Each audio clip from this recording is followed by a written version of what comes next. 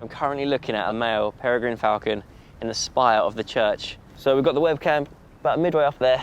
These webcams are brilliant. They give us this incredible insight into what the bird's actually doing. This pair has lived here for 2 years and already successfully raised 6 chicks.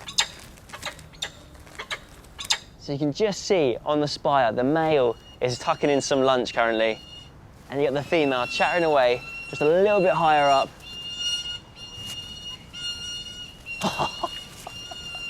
She's literally just swooped down and nicked his lunch. Female peregrines can be much bigger than males, and this one is definitely showing him who's boss.